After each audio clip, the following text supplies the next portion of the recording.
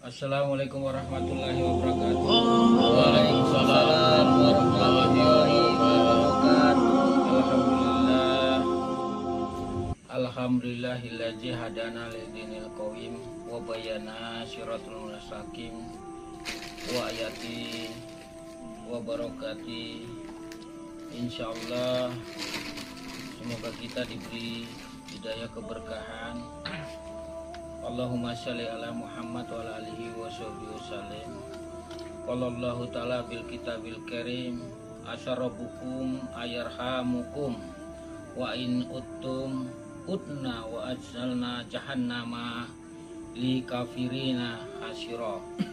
Kita malam ini bertemu kembali dalam pengajian seperti biasanya kita laksanakan. Semoga kita diberi kesehatan, keberkahan, murah rezeki, jauhkan mara bahaya. Ya.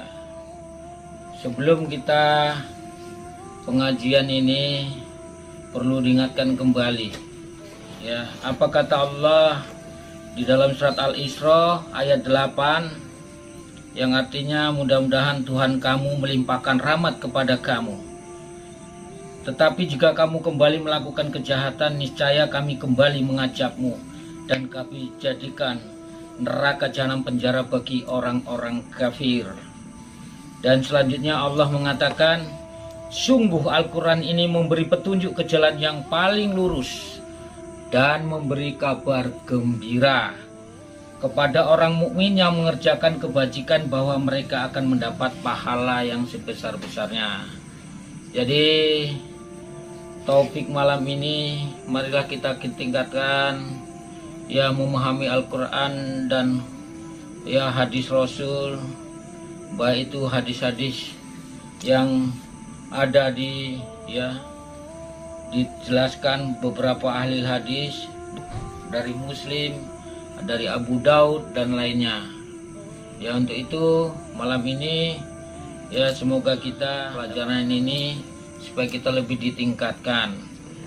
Jadi patokan kita ya, bagaimana kita beribadah ini ya, sungguh-sungguh memahami Al-Quran dan Sunnah, yang terutama tentang syariat hukum-hukum Allah ini ya, tentang akidah ini harus kita pahami. Ini nggak mungkin mendapatkan hidayah sampai ke ma'rifatullah kalau dasar dari hukum syariat ini kita tidak memahami. Jadi untuk itu bagi kita, bagaimana kita benar menjalankan ibadah ini sesuai yang diajarkan Rasulullah SAW. Nah, karena dasar kita ibadahnya harus kuat ini, tauhid ini. Ya. Baru yang kedua tentang syariat, kita memahami hukum-hukum Allah dan bagaimana kita untuk meningkatkannya dalam beribadah dengan jalan tarekat, jalan menuju kepada Allah yang diajarkan Rasulullah SAW, sampai kita ya meningkatkan tentang hakikat.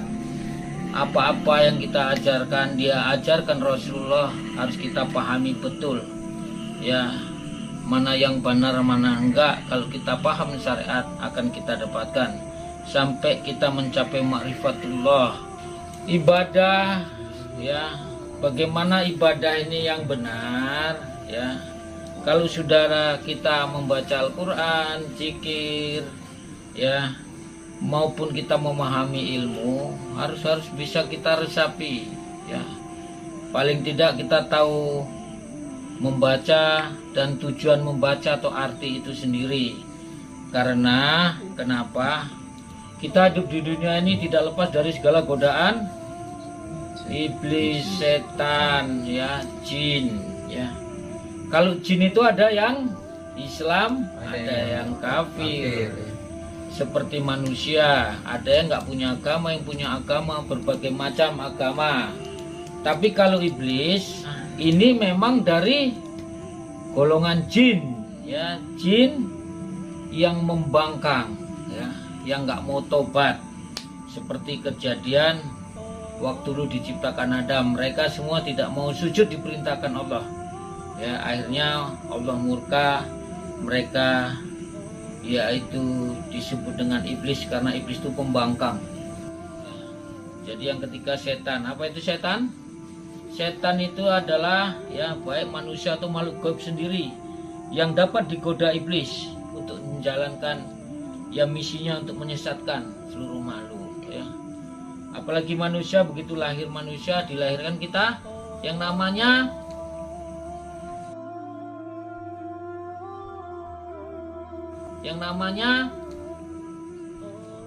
jin ya, atau ya, tapi jinnya nggak Islam dia, kita orang Islam ini. Begitu lahirlah korin, artinya yang mendamping kita korin setan ya.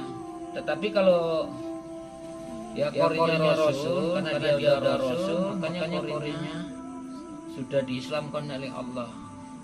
Kalau korin kita ini sudah ya diislamkan Allah, kita tetap membuat kebaikan ya, tak pernah kita membuat kejahatan atau melanggar atau mengerjakan dosa. Tetapi rata-rata kita karena bukan nabi, kebanyakan pendamping kita korin ini ya semua adalah golongan sesat. Tapi kalau kita betul ahli ibadah, bisa kita lawan hawa nafsu ini, mereka jadi Islam, makanya kita jadi taat ibadah ya. Tapi itu pun semua, kenapa kita digoda iblis, itu rahasia Allah. Dengannya adanya iblis setan inilah itu cobaan kita ya. Kalau nggak ada orang ini, kita nggak ada cobaan ini ya, karena cobaan ini di situ ada unsur pahala dan dosa. Kalau kita bisa melawan hawa nafsu, melawan hawa iblis setan di badan kita, makanya kita ya jalannya lurus ya. Tapi kalau kita tidak bisa ya melawan hawa setan kita yang di badan kita, makanya kita melakukan kejahatan, berarti kita terus melakukan dosa. Jadi ujian untuk mendapatkan surga apakah neraka, kita harus menghadapi ujian ya. Selain itu ya, apalagi bahwa manusia, bukan manusia ada korin ya, atau jin pendamping. Bangsa jin, makhluk gaib, setan, hantu pun ada korinnya. Mereka pun korinnya dari makhluk gaib, tapi diciptakan Allah yang lebih halus daripada makhluk gaib itu sendiri ya. Kenapa kita ini kok rata-rata kok mengakui adanya setan, iblis? Karena udah jelas kata Allah. Apa kata Allah di dalam Al-Quran? Yaitu surat apa? Surat Al-Jariyah ayat ke-56. Apa katanya? Wa ma khalaqtul jinna wal insa illa liya'budun ya. Tidak diciptakan jin dan manusia selain menyembah dengan. Tapi kok banyak kali di Al-Quran ini masalah surat jin setan apa ini, supaya kita hidup ini menjalankan seluruh hati-hati. Karena di samping kita masih banyak makhluk diciptakan Allah ya, sangat banyak ya. Jadi apa kalian semua di sini ya bisa melawan nafsu kita sendiri ya? Kalau bisa alhamdulillah. Apapun perbuatan kita yang sifatnya jelek atau buruk, berarti kita adalah mengikuti setan yang ada di badan kita.